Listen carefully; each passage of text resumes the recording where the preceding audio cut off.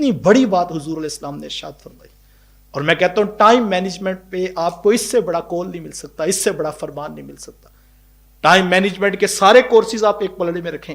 آج جدید تحقیقات ہو رہی ہیں کہ وقت کو کس طرح جو ہے اپنی دسترس میں لایا جائے، اس کو مینج کیا جائے، اس کو بہتر انداز میں اپنے نفع کے لیے استعمال کیا جائے. بہت کچھ لکھا جا رہا ہے اور بہت سارے لوگ آ کر اس کو بیان بھی کر رہے ہیں. یہ پوری ایک سائنس بن گئی ٹائم مینجمنٹ.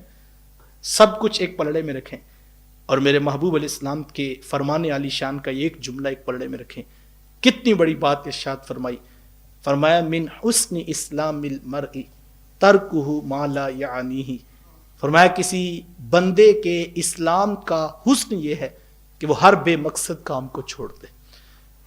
کام کرنے سے پہلے ہم دیکھیں کہ اس کا مقصد کیا ہے، اس کا نتیجہ کیا ہے. اللہ تعالیٰ نے حضرت انسان کو جو دنیا پہ دے کر بھیجا وہ صرف وقت دے کر بھیجا. انسان ماں کے پیٹ سے آیا تھا تو پیٹ خالی تھا، بھوک لگی تھی، پیاس تھی، برہنہ بدن تھا، تو پاس تو اس کے کچھ بھی نہیں تھا.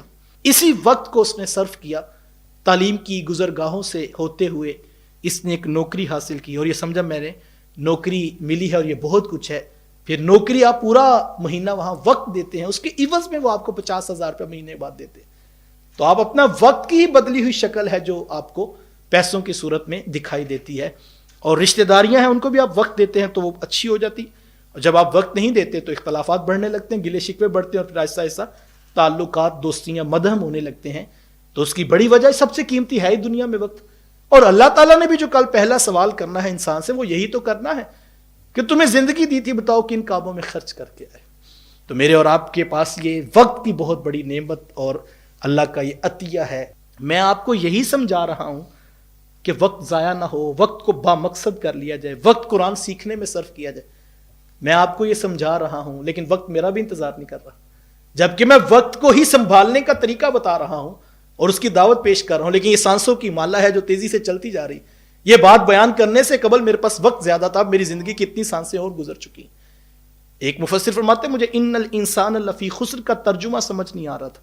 بے شک ہر انسان خسارے میں. اس کا مطلب کیا ہے؟ فرماتے کہ میں بازار کی گلی سے گزر رہا تھا کہ ایک شخص پھٹے پہ برف رکھ کے بیچ رہا تھا اور وہ آواز بڑی عجیب لگا رہا تھا، ارحمو ارحمو. فرمایا کہ رحم کرو میرے اوپر، رحم کرو میرے اوپر اور مجھ سے جلدی جلدی برف خرید لو. اگر تم نے برف خریدنے میں تاخیر کر دی تو میں نے کمائی کیا کرنی ہے، میرا راس المال بھی ضائع ہو جائے گا. کیونکہ برف ایک ایسا سودا ہے جو گاہک کا انتظار نہیں کرتا. گاہک وقت پر آ گیا تو بک گیا اور پروفٹ آپ کے ہاتھ میں آ گیا. لیکن اگر گاہک نہیں آتا تو برف تو تیزی سے پگھل رہی ہے.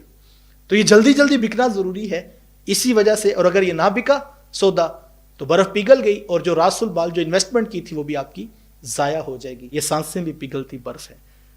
اگر ہم نے جلدی جلدی ان سے کوئی خیر کے کام، کوئی بھلائی کے کام، کوئی نیکی اور اچھائی کے کام، کسی کا فائدہ، کسی شخص کے کام آنے کا عمل ہم نے جلدی جلدی کر لیا تو یہ پھر سانسیں کام آ گئیں. اور اگر ایسا نہ ہو سکا تو یہ تو ایسے بھی ضائع ہو جانی ہے. کاش ہم اس وقت کی قدر کریں. اور یاد رکھیے گا جوانی کے اندر بہت ساری چیزیں انسان سیکھ سکتا ہے وقت کو منظم کرنے کے ساتھ.